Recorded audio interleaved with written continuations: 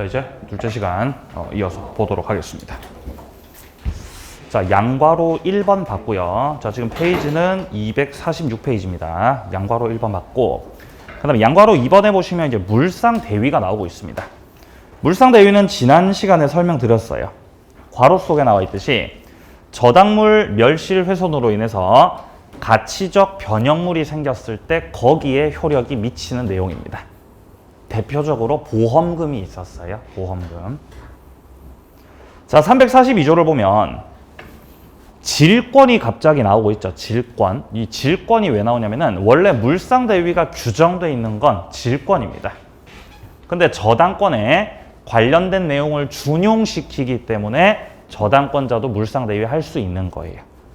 어차피 질권은 시험범위 아니기 때문에 저당권으로 바꿔서 읽을게요. 자, 저당권은 저당물의 멸실, 훼손, 공용징수로 인해서 저당권 설정자가 받을 금전 기타 물건에 대해서도 이를 행사할 수 있다. 이 경우에 그 지급이나 인도가 되기 전에 압류해야 된다라는 말이 나옵니다. 압류를 해야 된다. 자, 압류를 한다는 거는 찜을 하는 거예요. 찜. 네? 찜을 한다는 거죠. 찜. 무슨 뭐 아구찜 이런 찜이 아니라 저기 침 바른다고. 침. 네? 을이 저당권자예요. 을이 저당권자고 갑이 담보로 제공했던 것은 건물이었습니다. 건물. 자, 근데 이 건물이 화재로 인해서 멸실됐고, 자, 화재로 인해서 멸실돼 버렸고, 그로 인해서 이제 보험금이 지급될 수 있겠죠. 자, 그럼 보험금이라는 건 이제 보험사에서 지급을 하겠죠. 보험사에서 보험금을 지급을 한다. 자, 이때 저당권자가 보험금을 빼가려면은 이 보험금이 채무자한테 딱 지급되기 전에 재빨리 이 보험금을 뭐 해야 된다? 압류해야 돼. 압류시켜야 돼. 압류를 딱 걸어야 이로써 특정이 돼요. 특정. 보험금이 갑한테 딱 지급이 돼버리면 갑이 기존에 갖고 있었던 또 다른 재산이나 돈들이 있을 거 아닙니까? 이것들이 다 섞여버리면은 이건 특정성이 상실돼 버리는 겁니다. 그렇게 되기 전에 빨리 압류해서 특정을 시켜야 된다는 거죠. 그리고 저당권자가 이걸 압류시키면은 보험사 측에서도 함부로 갑한테 보험금을 빼줄 수가 없게 되는 거예요. 이런 걸 제3채무자라 그래요. 네? 무슨 채무자요? 제3채무자. 네, 제3채무자죠. 그래서 저당권자가 보험사에 전화하는 거예요. 네? 보험사에 전화해가지고 보험금 갑한테 빼주시면 안 됩니다. 이렇게 하는 거죠. 그럼 보험사는 이제 황당해하죠. 황당해하지만 법적으로 빼주시면 안 된다. 그럼 책임져야 돼요. 너 책임져야 돼, 그럼. 너도 채무자잖아. 너도 채무자. 물론 을한테 직접 돈 빌린 건 아니지만 압류가 됐기 때문에 일단 가만히 계셔야 된다는 거예요. 그래서 다음 추심 절차를 통해서 이 저당권자의 권리가 명백하다, 정당하다, 이게 확인이 되면 보험금이 갑한테 지급되는 게 아니라 이 보험금 누가 빼간다? 빼가는 거예요. 보험금 빼가는 거예요. 빼가는 거예요. 이렇게 빼가는 거예요.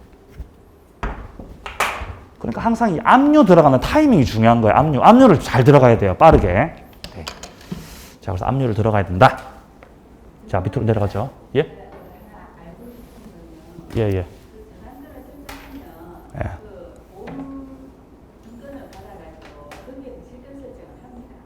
질권 설정을 한다고요?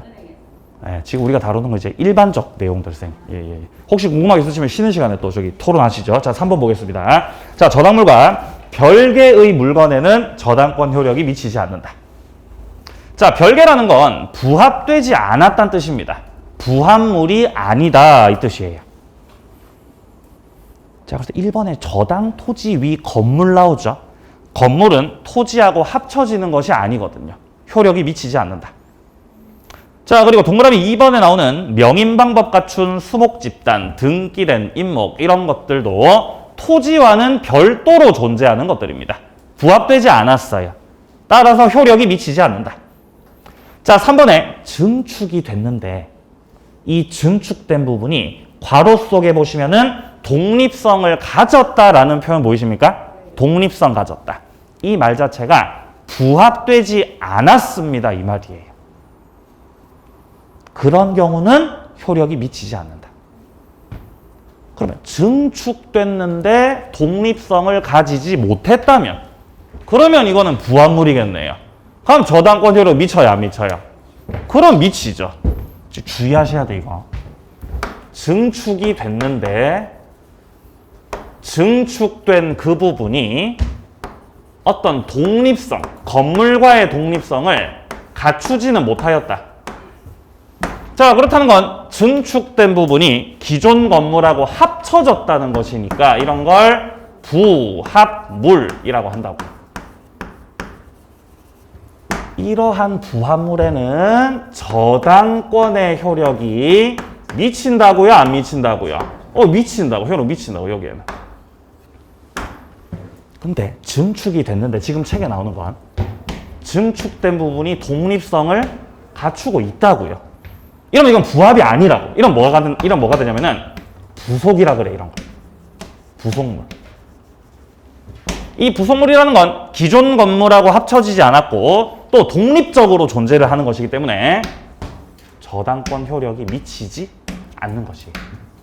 그러니까 증축 하나만을 가지고 이게 부합된 것이냐 부속된 것이냐를 판단할 수는 없고 독립성 있는지 없는지를 봐야 됩니다. 내려가죠. 밑에 양괄호 4번입니다. 과실에 대한 효력입니다. 원칙을 봅니다. 과실에는 저당권 효력이 미친다, 미치지 않는다. 미치지 않는다고 돼 있죠. 자, 지금 우리는 저당권의 효력을 보고 있고요. 저당권 효력. 그 중에서 목적물의 범위를 봤고요. 그리고 이제 요 과실 부분 여기 보는 겁니다. 자, 갑이 빌라를 소유하고 있다. 빌라 소유. 그리고 현재 갑이 소유하고 있는 이 빌라를 을이 담보 잡고 있다. 저당권자입니다.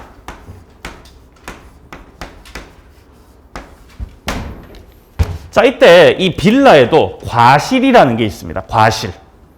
예를 들면 이 빌라에 세입자가 있다면 이 빌라에 임차인이 있어요.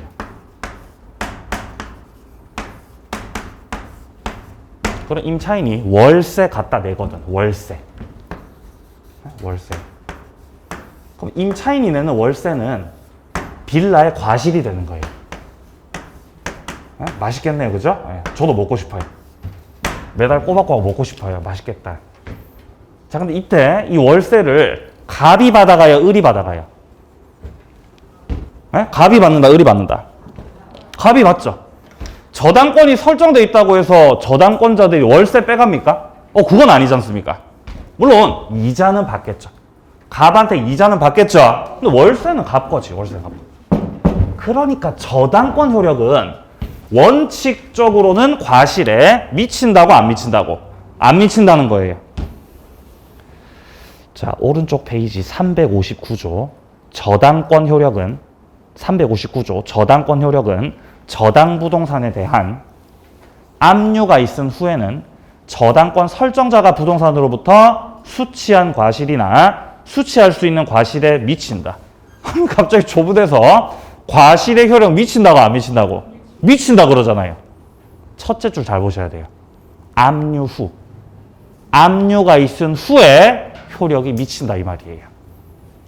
그러니까 어떻게 정리를 해야 되냐면은 저당권의 효력은 원칙적으로는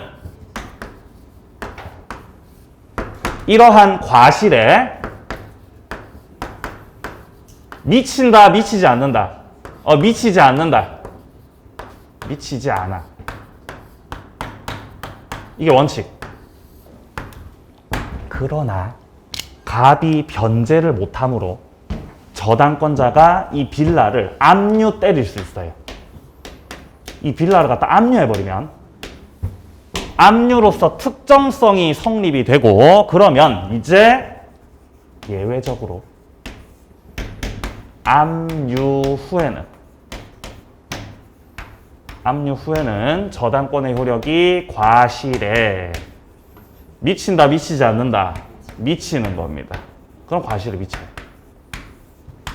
그러니까 압류를 까먹으시면 안 돼요. 과실의 효력이 무조건 미친다 하시면 안 됩니다. 원칙은 미치지 않지만 압류 들어가고 나면 그럼 효력이 미치는 거예요. 그러니까 압류가 대단히 중요한 거예요. 압류를 빨리빨리 때려줘야 돼요. 그래야 이제 채권을 회수할 수 있어요.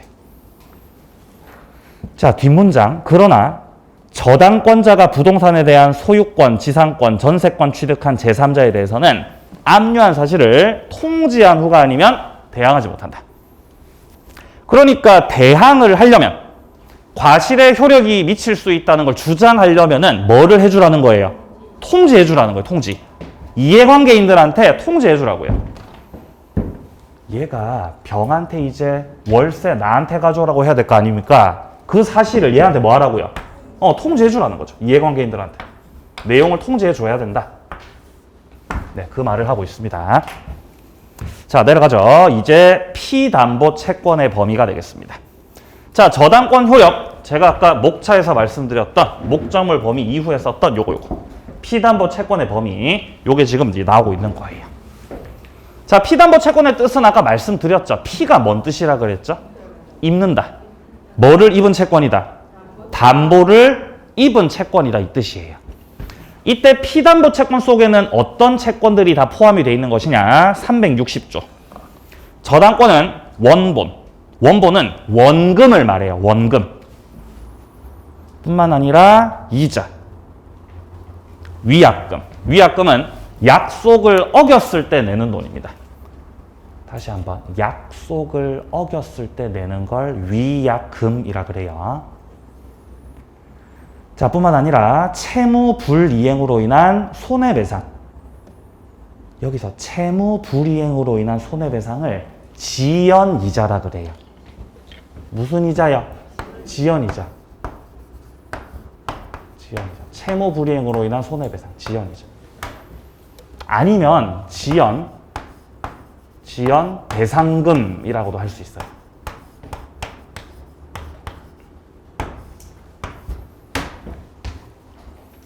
및 실행 비용을 담보한다. 그러니까 피담보 채권 속에 포함되는 건 총 지금 5가지라는 거예요. 첫 번째 원금, 두 번째 이자, 세 번째 위약금, 네 번째 지연이자, 다섯 번째 실행 비용까지. 5가지가 포함된다. 그러나 지연 배상금에 대해서는 원본의 이행기일을 도과하고 1년분에 한해서만 저당권을 행사할 수 있다.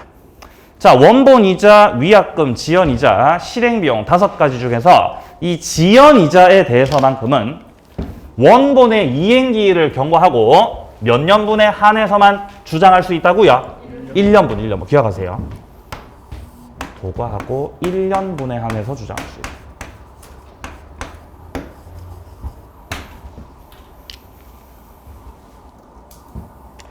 자, 밑에 나오는 우선 변제권 이런 것들은 가볍게 읽어보시면 될 내용입니다. 자, 효력 파트 마무리하겠습니다. 뒤로 넘기세요. 248페이지. 이제 법정지상권으로 들어갑니다.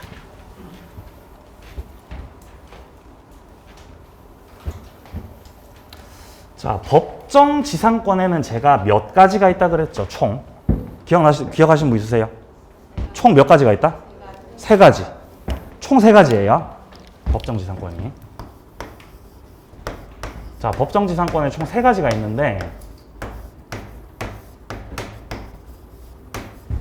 자, 거기에는 305조 법정지상권, 305조에서 규정하고 있는 법정지상권, 자, 그리고 366조에서 규정하고 있는 법정지상권, 자, 그리고 관습법상의 법정지상권. 이렇게 3가지의 법정지상권이 있습니다. 우리 시험 범위 안에서. 근데 여기서 305조는 제가 쩌리라 그랬잖아요. 쩌리. 얘는 안 하셔도 돼요, 굳이. 나중에 뭐 한 심화 과정 들어가서 잠깐 볼게요. 별로 안 중요하고, 중요한 건 366조하고 관습법상 두 가지를 비교 정리할 필요가 있습니다. 이거 지난 시간에 했잖아요. 기억나세요? 관습법상 법정지상. 뭐 고개를 갸우뚱거리시네. 지난 시간 언제 했다? 했어. 분명 했습니다. 이 어디 파트에서 했어요? 지상권 파트에서.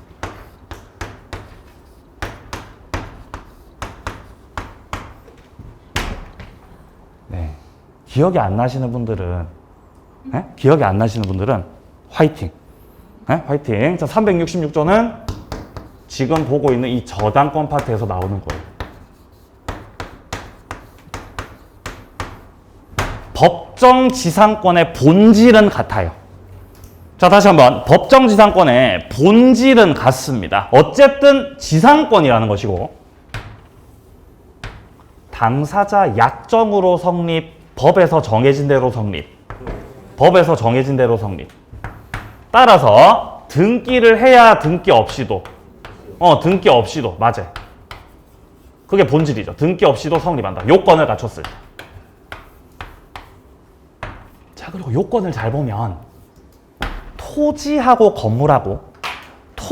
건물하고 소유자가 같았다가 달라진다라는 점에서 다 똑같아요. 한 번 더, 토지하고 건물하고 소유자가 같았다가 어떻게 된다고요? 달라진다는 거죠. 자, 관습법상 법정지상권은 이런 거였어요. 지난 시간에 했던 거. 자, 토지를 예를 들어 갑이 소유하고 있고 건물도 갑이 소유하고 있습니다. 예, 토지 건물이 동일인이네요. 토지 건물 동일 소유자. 자, 이런 상태에서 갑이 만약에 토지만을 을한테 팔았다. 토지에 대해서 매매 계약이 체결됐고, 매매 계약이 체결되면서 토지 위 지상 건물에 대해서는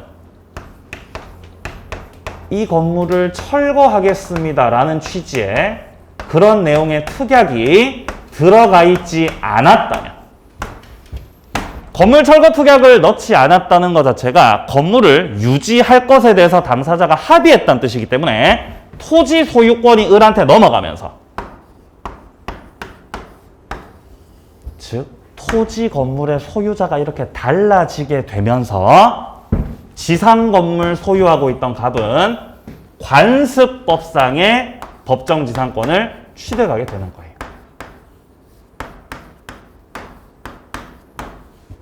등기 없이도 갑은 이제 지상권자가 됐으니까 을의 토지를 사용할 수 있고요. 단 을한테 사용료는 줘야 되겠죠. 그렇게 되면 이제 건물이 철거되지 않고 남아 있을 수 있어요. 이게 관습법상인데요. 자, 그럼 366조는 어떤 내용이냐, 이런 거예요.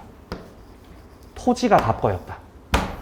토지를 갑이 소유하고 있었고, 토지 위 건물도 갑이 소유하고 있었다. 자, 근데 여기서 이 건물에 건물이 아니라 토지에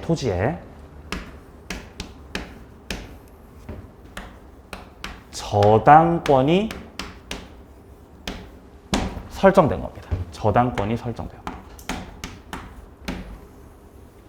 그러니까 갑이 토지를 병한테 담보로 제공했다는 뜻이겠죠. 요 상태. 그러면 이 저당은 현재 토지 저당이니까 토지의 효력이 미치겠죠? 건물에까지 미쳐요, 안 미쳐요? 안 미쳐요. 부합된 게 아니기 때문에. 여기서 갑이 변제를 못하면 저당권자가 토지를 뭐 할 수 있다? 경매할 수 있다.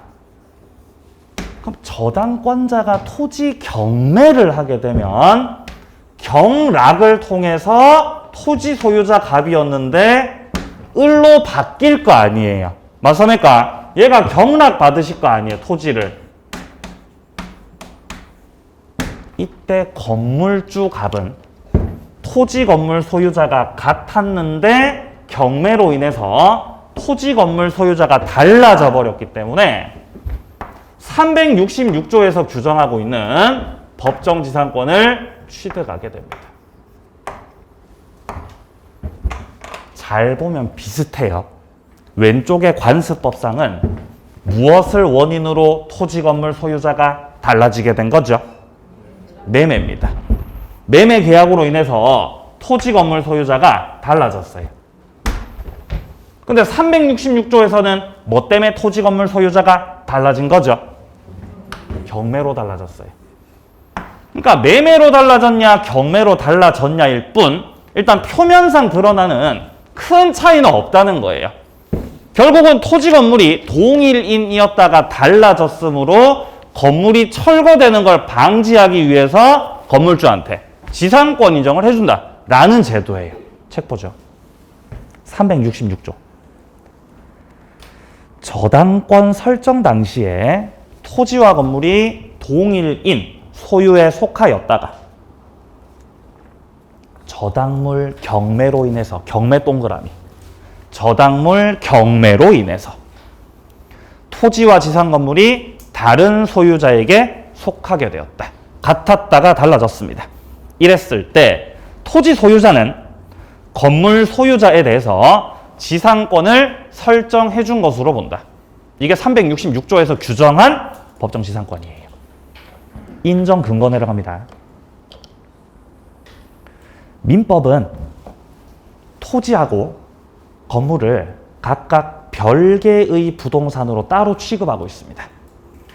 그렇기 때문에 어느 하나만 경매로 처분이 되면 토지하고 건물하고 소유권이 달라지는 경우에 건물이 철거된다라는 어떤 사회적, 경제적인 손실이 생길 수 있다는 겁니다. 자, 그래서 이런 것들을 제거하기 위해서 법률이 강제로 건물주에 대해서 남의 토지에 대해서 지상권 인정시켜 주겠다라는 제도예요. 이어지는 문장. 법정 지상권은 강행 규정이다. 동조의 적용을 배제하는 특약은 무효다라고 되어 있습니다. 366조는 임의 규정이라고요? 강행 규정이라고요, 지금? 강행 규정이다.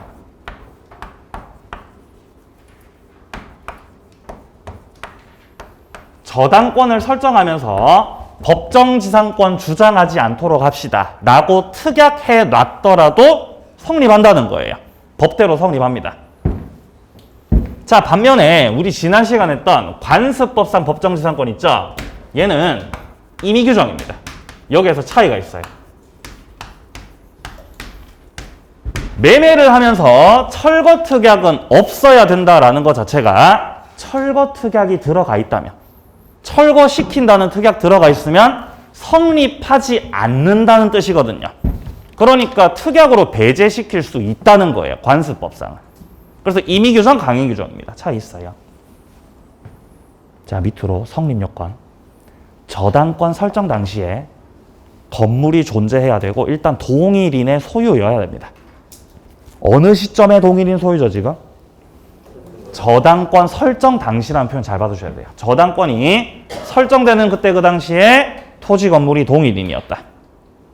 오른쪽 페이지 동그라미 2번. 저당권 실행 경매로 인해서 소유자가 분리돼야 된다. 자, 달라지는 원인은 경매로 달라져야 됩니다. 경매로. 둘째 줄 오른쪽. 동일인에게 속하였던 토지와 그 건물이 저당권 실행 경매 말고 다른 강제 경매나 매매 등의 방법으로 달라졌습니다. 이러면 366조 법정지상권이 아니라 관습법상 법정지상권이 되는 겁니다. 그러니까 무엇을 원인으로 달라졌는지가 이것들을 구별하는 기준이 되는 겁니다. 일단 지금은 입문 과정이니까 복잡한 내용들 다 하려고 하지 마시고 한 개씩만 기억하는 거예요. 관습법상은 매매로 달라지는 것이다. 366조는 저당권 실행, 경매로 달라지는 것이다. 그리고 여타 다른 추가적인 판례들, 조금 더 세부적인 내용들은 이후 과정에서 또 다뤄보도록 하겠습니다. 자, 밑에 표도 보세요. 366조하고 관습법상을 비교해놨는데요. 둘째 줄에 발생 원인 부분.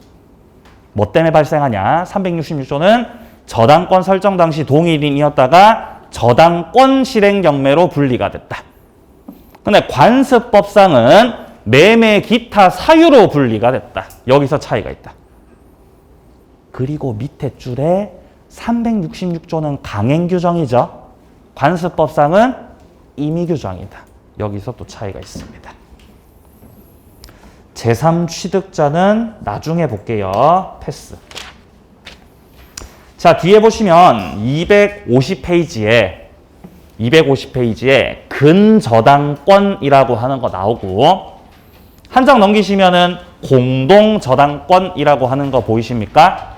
여기는 좀 특수한 저당권들이거든요. 기본 이론 과정에서 보겠습니다. 물권법 마무리합니다. 계약법으로 들어갑니다.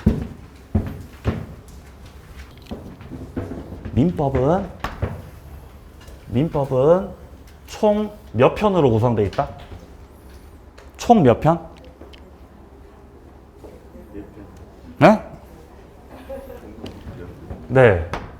4편이에요. 1편. 민법 총칙. 첫째 주, 둘째 주 했고요. 총칙. 자, 그 다음에 2편이 물권법입니다. 물권법. 방금 물권법이 끝난 거예요. 2편 물권법 끝났고요. 자, 그 다음에 3편 이제 어디로 간다고요? 계약법으로 가는 거예요. 내가 어디로 가고 있는지 알아야 돼요, 지금. 내가 어디로 가고 있는지. 자, 오늘 하고 다음 주에 이제 계약법 할 거고요. 그리고 마지막 주에 4편 민사특별법 이렇게 볼 거예요. 이렇게 4편으로 구성되어 있습니다. 민법이. 자, 그리고 출제되는 비중을 보게 되면은 이 총칙하고 그 다음에 계약법에서 각각 10문제 출제돼요. 10문제. 여기서 10문제. 그리고 이 물권법 14문제. 특별법 6문제. 이렇게 이제 출제가 되겠습니다. 따라서 어디가 제일 중요하다? 아니에요. 다 중요해요. 네? 다 중요합니다. 아니, 물권법에서 14문제 나오니까 물권법이 제일 중요한 거 아닙니까? 아니요. 물권법은 양이 많아서 그래요. 총칙하고 계약법을 합치면 거의 물권법이에요. 아시겠어요? 그만큼 양이 많아요, 물권법이. 그러니까 실질적으로는 이 계약법이 공부 효율은 제일 좋아요. 얘가 효율이 제일 좋다고, 얘가 효율이. 왜냐면 양이 적은 반면 출제는 많이 되기 때문에 효율이 좋다고요. 뭔 말인지 아시겠어요? 얘는 너는 양이 많잖아, 양이. 그러니까 출제도 많이 되는 거지. 이렇게 됐다고 지금. 네, 뭐 이런 말씀을 드리는 이유는 이제 계약법을 하니까 계약법을 또 열심히 하자, 이런 의미로 말씀을 드리는 거예요. 어차피 우리는 다 해야 돼요. 되고요. 이 민법이라고 하는 것 자체가 뭐 다른 법들이 다 그러하겠지만 우리가 오늘 했던 게 다음 주에 또 나오고 첫째 주에 했던 것들도 오늘 나왔고 계속해서 이렇게 연결이 돼 있습니다. 논리 체계로 연결이 돼 있어서 어느 특정 파트를 포기한다는 거는 말이 안 되는 거예요, 그거는. 그렇죠. 첫 시간에 말씀드린 적이 있어요. 민법을 잘하는 사람은 다 잘해요. 총칙도 잘하고 물권, 계약, 특별법 다 잘합니다. 잘하는 사람들은요. 따라서 못하는 사람은 다 바닥이에요. 다 못하는 거예요. 그러니까 점수가 이렇게 양극화돼 있어요, 민법은. 네, 그게 좀 심해요, 민법이. 예. 갑자기 무서우세요? 할 수 있습니다. 아니, 다 잘할 거라고 생각을 해야지 다 못할 거라고 생각하면 안 되죠. 자신감을 가지세요. 자, 그럼 계약법 보겠습니다. 자, 계약법은 어떻게 구성되어 있냐면요. 254페이지. 일단 위쪽에 나오는 표는 계약법 총론입니다. 계약법 총론. 그리고 밑에 쪽에 나오는 게 계약법 강론입니다. 자, 계약법 강론에서는 각각의 개별적 계약들을 보게 되는데 우리 시험 범위에서는 총 3가지 계약이 있습니다. 매매, 교환, 임대차입니다. 이 3개밖에 안 나와요. 그러면 반대로 총론이라는 거는 추상적이고 전반적이고 일반적인 내용들을 보는 거겠네요. 자, 오늘은 계약 총론을 볼 겁니다.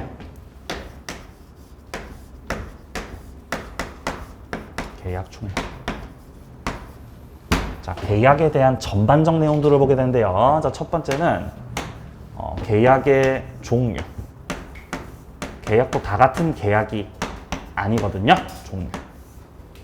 자, 두 번째로 계약의 성립.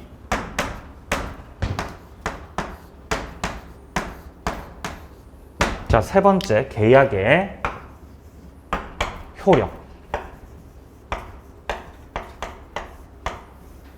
네 번째로 계약의 소멸입니다. 여기서 뭐가 제일 중요하겠어요? 뭐가 제일 중요하다? 빨간색으로 썼잖아요. 얘가 제일 중요합니다. 별 2개. 별 2개.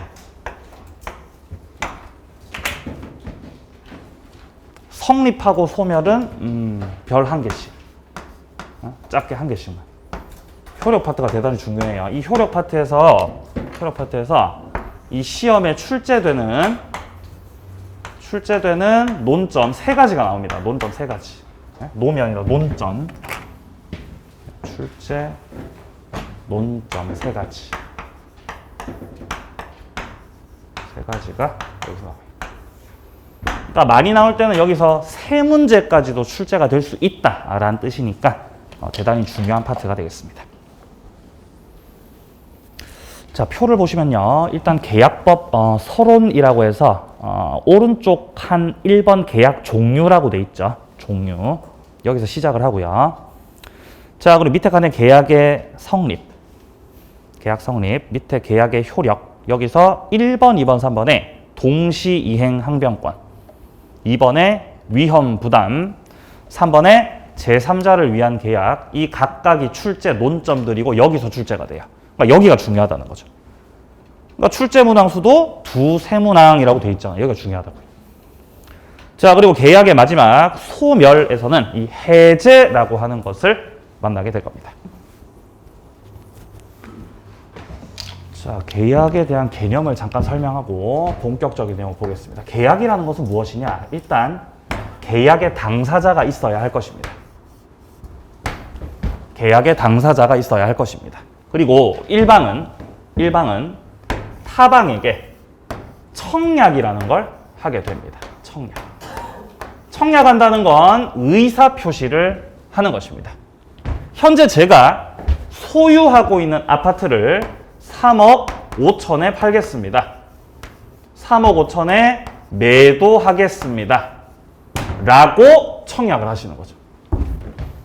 청약을. 그럼 여기에 대해서 을이 고민을 좀 하다가 알겠어요. 제가 그거 매수할게요. 제가 3억 5천에 매수를 하겠습니다. 라고 승낙의 의사표시를 하게 되면은 갑의 승낙 의사표시, 을의 승낙 의사표시가 내용적으로 합치가 된 겁니다. 목적물 동일하고 3억 5천이라고 해서 대금에 대해서도 합의가 된 거죠. 이렇게 되면 이제 갑하고 을 사이에서 매매라고 하는 계약이 뭐가 된 거죠? 성립된 거예요. 물론 이 세상에 존재하는 모든 계약들이 청약 승낙으로 성립하는 것은 아니지만 대부분은 이렇게 성립해요. 대부분은 청약 승낙이 합치가 돼서 성립하게 되죠. 네. 그럼 이제 계약이 성립됐으니까 이제 이 성립된 계약을 토대로 이제 이행을 해야 되는 거죠. 이행을. 그죠? 이행을 해야죠. 어떻게 이행해야 돼요? 갑은 뭐 하셔야 되죠? 갑은 을한테 뭐를 넘겨야 되죠? 아파트의 소유권을 이전시켜야죠. 그죠? 아파트 소유권을 이전시킨다. 자, 그럼 을은 어떻게 해야 돼요? 대금을 지급한다. 이렇게 하고 나면 원래는 갑이 소유자였는데 이제 소유자가 누구로 바뀌어요? 을로 바뀌죠.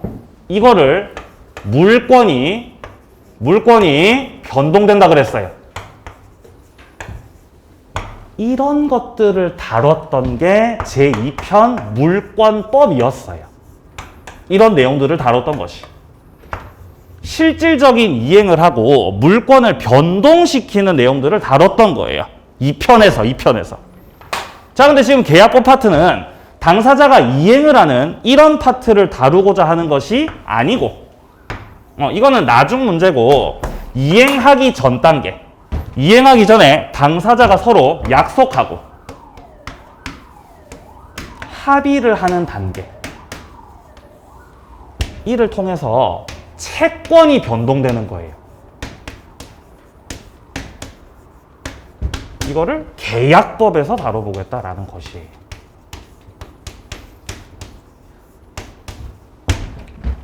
네. 이렇게 나눠져 있어요. 예, 신기하죠? 연결되잖아요. 연결되는 거 안 느껴지세요? 네? 느껴지잖아요. 그럼 이것들 다 다루는 거, 이것들을 다 다루는 게 어딜까요? 그게 총칙이에요.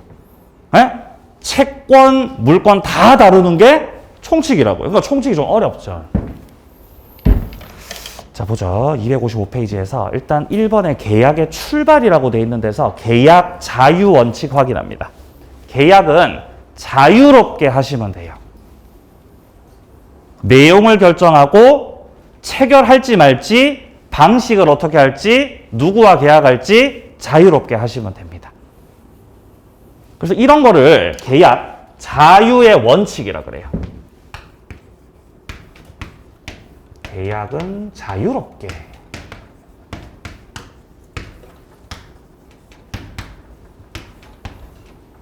따라서 법에서 정해놓은 내용보다 당사자 간의 합의가 더 우선되는 겁니다. 그래서 대부분 이 계약법에 규정되어 있는 것들은 임의 규정인 거예요. 법에서 정한 게 중요하다, 합의가 중요하다. 합의가 더 중요하다. 정하기 나름인 것이다. 근데 물권법은 아니었습니다. 물권법은요, 물권, 법정주의가 지배하고 있습니다. 법정주의. 물권의 내용과 종류를 법에서 싹 정해놨으니까 법에서 정해진 대로 해야 되는 것이다. 그래서 물권법 규정들은 대부분 무슨 규정이었다? 강행 규정이었다. 강행 규정. 이 특색이 딱 차이가 두드러지죠.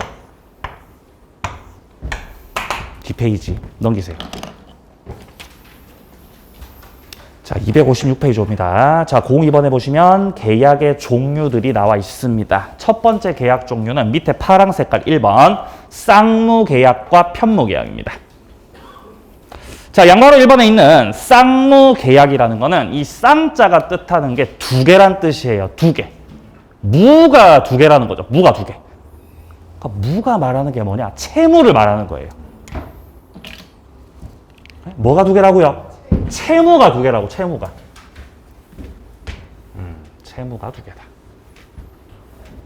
예를 들어서 매매 계약이 성립되면,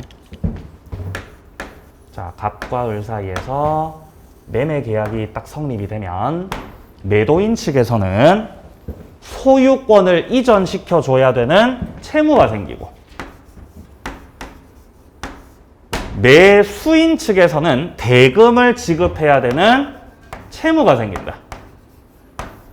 따라서 양 당사자 각각 채무를 지고 있기 때문에 채무가 몇 개다? 두 개라고요. 따라서 매매 계약은, 따라서 매매라고 하는 계약은 쌍무 계약이라는 거예요. 채무가 두 개니까. 쌍무 계약. 그게 꼭 매매가 아니더라도, 그 계약이 교환 계약이라도, 교환은 이제 물건을 맞바꾸는 거니까 갑은 토지를 넘기기로 했고 을은 건물을 넘기기로 했다면 역시 나도 채무가 있고 당신도 채무 있는 거죠. 쌍무 계약입니다. 자, 그 계약이 임대차 계약이라면 임대인 측에서는 목적물을 사용할 수 있게끔 해줘야 되고 임차인은 월세 갖다 내야죠. 임대료를. 역시 둘 다 채무를 지고 있다는 점에서 쌍무계약이라는 겁니다. 동그라미 2번을 확인하세요. 매매, 교환, 임대차는 쌍무계약이다. 오른쪽 반면에 편무계약이라고 하는 것이 있다.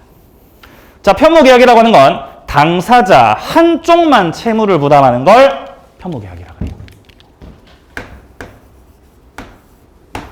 대표적으로 증여가 있어요.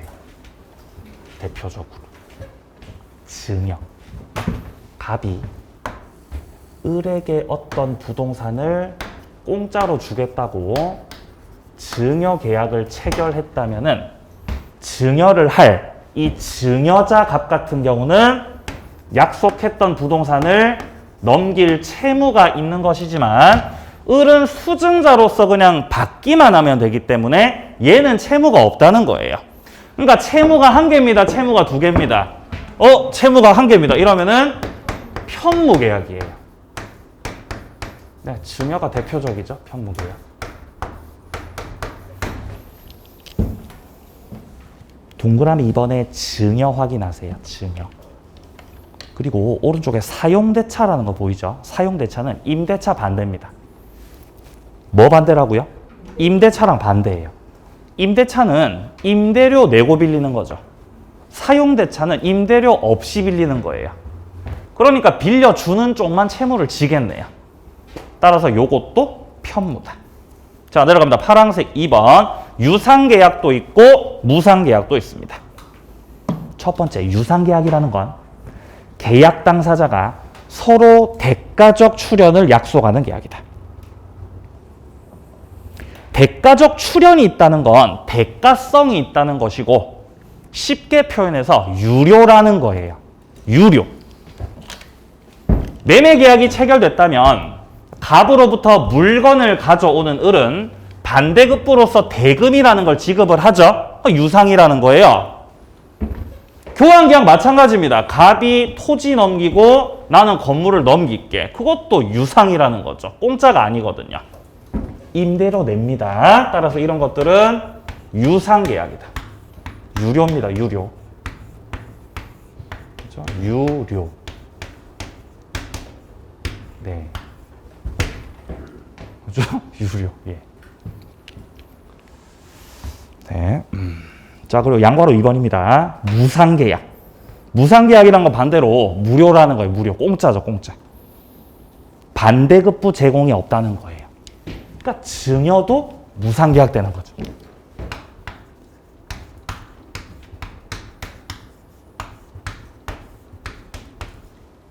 증여도 무상계약이다. 사용대차도 무상계약이다. 공짜로 빌리는 거니까. 그러니까 잘 보면 쌍무하고 유상하고 좀 비슷한 것 같죠? 비슷한 것 같죠? 그죠? 자, 그리고 편무하고 무상하고 좀 비슷한 것 같죠? 근데 똑같진 않아요. 비슷하지만 똑같진 않다. 어떤 관계를 이루고 있냐면은 자, 쌍무계약과 유상계약 이 두 가지 말씀드릴게요. 두 가지.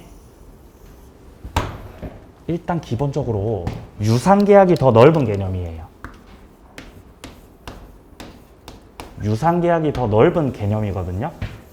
이 유상계약 안에 포함되는 그 계약들을 다 나열해 봤을 때 대부분 거의 90% 이상은 다 쌍무계약들입니다. 근데 유상계약에 포함이 되지만 쌍무가 아니라 편무인 것들이 몇 가지가 있어요. 이런 관계입니다. 네, 그래서 쌍무하고 유상하고는 거의 일치하지만 완전히 일치하진 않는 거예요. 유상이면서도 편무가 있기 때문입니다. 네, 거기에는 어떤 것들이 있는지는 조금 지나면 자연스럽게 알게 됩니다. 자, 그래서 시험에서 이거 어떻게 물어보냐면은 민법상 쌍무계약은 100% 유상계약입니다. 이런 맞는 말이에요? 틀린 말이에요? 쌍무는 유상입니다. 맞습니까? 네. 예, 맞는 말이에요. 그죠? 벤 다이어그램이잖아요. 유상계약이라고 해서 유상계약이라고 해서 꼭 그게 쌍무냐? 그건 아니죠. 왜냐면 유상 안에는 편무도 있거든요. 많지는 않지만 편무도 분명히 존재하기 때문에 유상이라고 해서 다 쌍무인 것은 아니다. 내려가죠. 3번. 낙성계약도 있고 요물계약도 있습니다. 자, 낙성계약이라는 건 당사자가 합의만 하면 성립하는 걸 낙성계약이라 그래요. 합의까지만 하면 된다.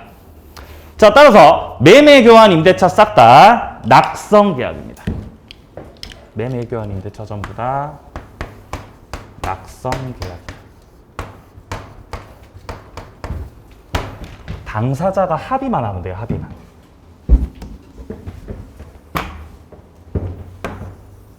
갑이 청약을 했고 여기에 대응해서 딱 승낙을 딱 하는 순간 승낙을 딱 해버리는 그 시점에 계약이 뭐가 돼버린다고요? 성립해버린다고요. 합의만 딱 하면 된다는 거죠. 그래서 낙성계약이에요. 낙성계약. 승낙을 하면 딱 그때 계약이 성립된다고. 낙성. 자, 근데 청약을 하고 승낙까지 했다고 해서 계약이 성립되는 것이 아니라 여기에 더불어서 어떠한 별도의 이행이 있어야만 비로소 성립하는 계약도 있어요. 이게 요물계약이에요. 요물계약. 이때 요물의 뜻은 물건을 요한다는 뜻입니다. 물건을 요한다. 대표적으로 계약금 계약이 있어요. 대표적으로 계약금 계약이 있어요.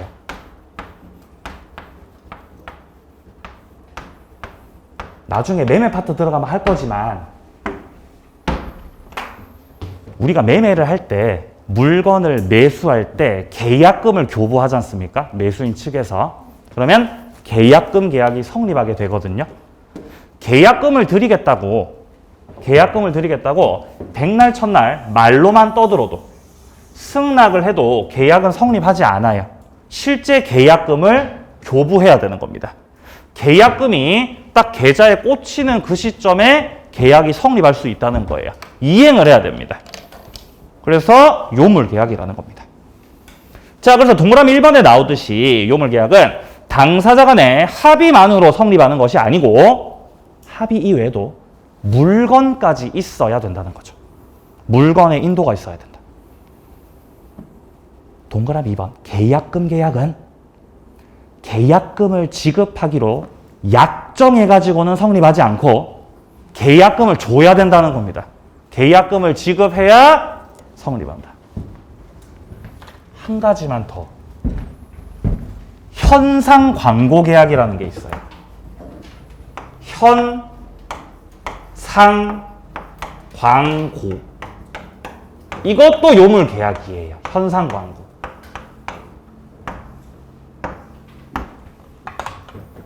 현상 광고.